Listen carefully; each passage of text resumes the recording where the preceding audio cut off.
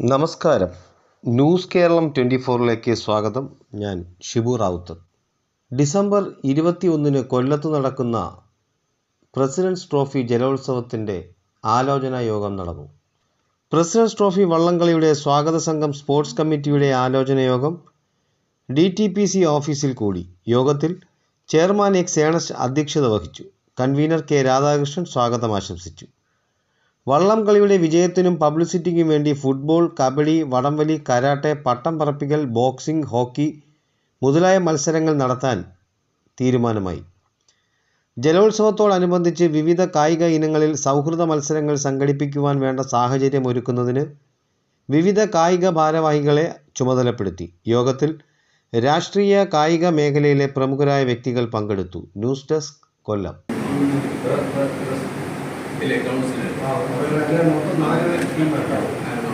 എന്തൊക്കെ വേണം, ഏത് നിലയിലാണ് ഇവിടെ ഉൾപ്പെടെ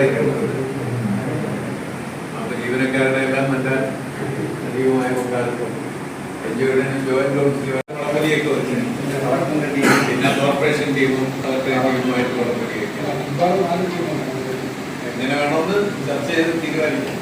അപ്പൊ നല്ല ജനശ്രദ്ധ ആകർഷിക്കണം, നല്ല ആളെ കൂട്ടി നമുക്ക് നടത്തണം. നമ്മൾ മാറ്റം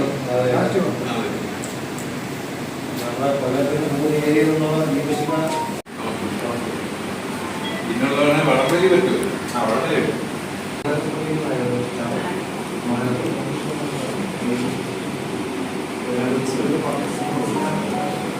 വടംവലി നമ്മുടെ കുട്ടികൾ കൗൺസിലിലെ കുട്ടികളും സഹായിക്കാനുമായിട്ടൊരു 1-2 ഇത് വയ്ക്കാമല്ലോ. അത് സായിയുടെ രാജീവ് സാറിനെന്തോ സുഖമില്ലെന്നോ ഹോക്കി ചാമ്പ്യൻഷിപ്പ് സായിനാൾ വന്ന്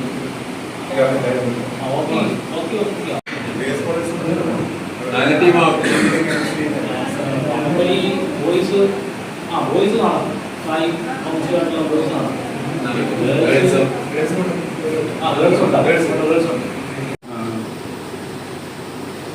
പത്താമത്തെയായിരുന്നു.